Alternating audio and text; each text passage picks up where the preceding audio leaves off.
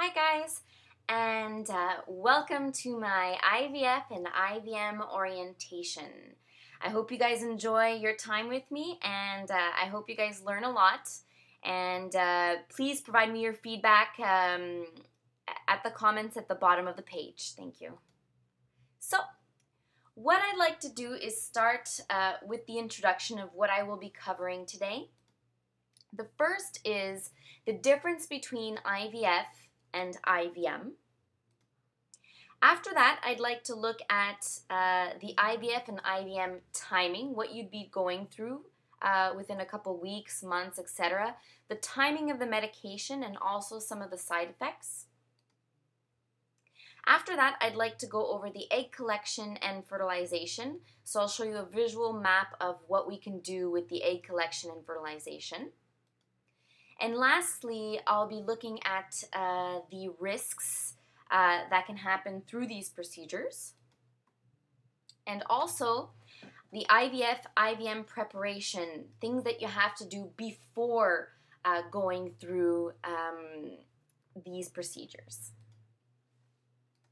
So, IVF versus IVM.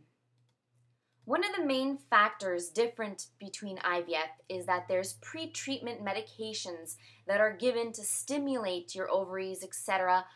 before doing any of the treatment with IVF.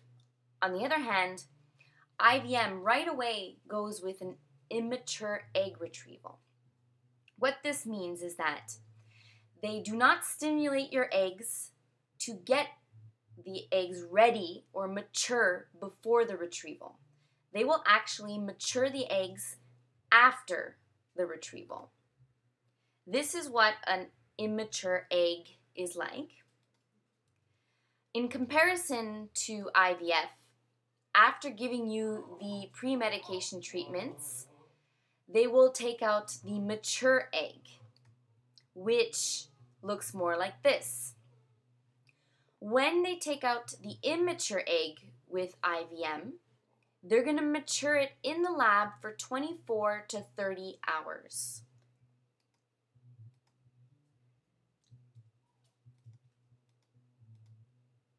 After that, with IVF, they will do the fertilization process.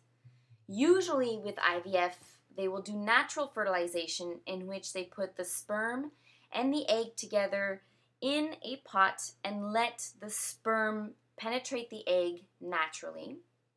And with IVM, a lot of the time they'll do something called ICSI, so which that is something where they're going to put one sperm in the egg. But again, that is decided by your doctors and the lab technicians depending on your personal situation. After that, there's post-fertilization medication that you will have to take for both to increase your chances of fertilization. Like I had mentioned, ICSI is a procedure in which a single sperm is injected directly into an egg. It is used where eggs cannot easily be penetrated by the sperm. This can happen when the outer layer is too hard to penetrate, so the outer layer of the egg. And they can do it for many different reasons. Like I said, sometimes they prefer to do it with IVM. So IVF and IVM, timing, medication, timing, and side effects. So the timing of IVF and IVM, the medication timing, and the side effects. So why take medication? First of all, the main thing we'd like to take medication for is to stimulate the ovaries and eggs, to control the ovulation, to make sure we're able to go through the process successfully. And lastly, to increase and help pregnancy chances post-fertilization. The IVM protocol. So, these are your cycle days from day 1 to day 18. Again, the dates that I'm going to be providing you is an approximation, and they may change the times and dates for you to make sure it follows your cycle. So, with IVM, they're going to have an ultrasound to check if there are cysts. They always do this just to make sure that there's no chances on making the cysts worse before they continue the protocol. There is no stimulating the follicles, which means that they will not be giving you any medicine to stimulate the follicles. Between days 7 and 11, there'll be an ultrasound to check how many follicles you have that are ready. They will give you an HCG shot approximately 38 hours before the retrieval, and they will take out the immature eggs. Again, day 12 and 13 is a little late.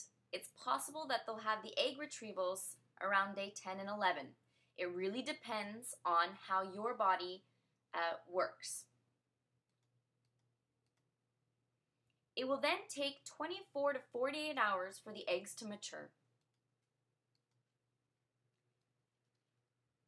Then they'll have an approximate time of embryo transfer, which is approximately day 16. What this means is after they mature the egg, they will fertilize the egg. When they fertilize the egg, they either fertilize it with one sperm using ICSI, or they will actually put the sperm in a little cup and let the sperm penetrate the egg themselves. They will then decide if it's going to be 1 to 5 days until they actually transfer the embryo into the uterus. The reason for that is they want to make sure that they have the best embryo to put into you. After they transfer the embryo into your uterus, they like you to take estrogen and progesterone to make sure that should you fall pregnant, that there are higher chances that the pregnancy will be viable and that you will continue to have a healthy and long pregnancy. With IVF, there is a long protocol and a short protocol. Right now, I will go through the long protocol that takes about 7 weeks.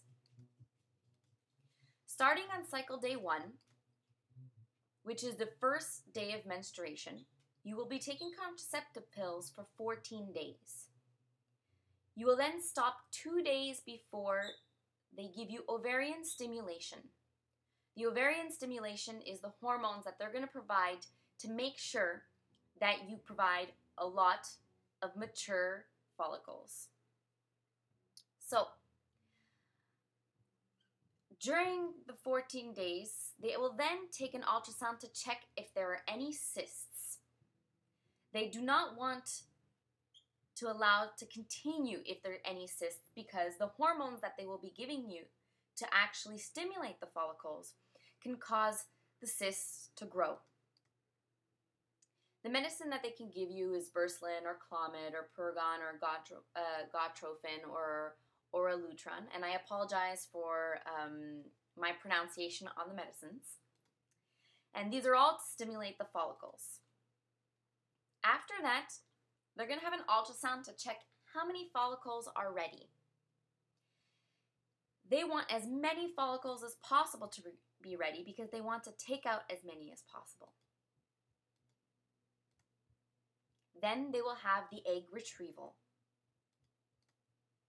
They will provide you an HCG shot approximately 3 to 5 days before the retrieval to make sure that they know exactly when to get the eggs out. It will then take 24 to 48 hours to mature the egg and the sperm together after fertilization before they do the embryo transfer. They will then provide you with estrogen and progesterone after the transfer. The doctor may also prescribe doxylin to prevent infection before and after the procedures. Again, that depends on the clinic and the doctor that you're with. There is also a short protocol that lasts 3 weeks without contraceptive pills. And the medicines are usually more specific, but it's very similar to this protocol, just a lot shorter.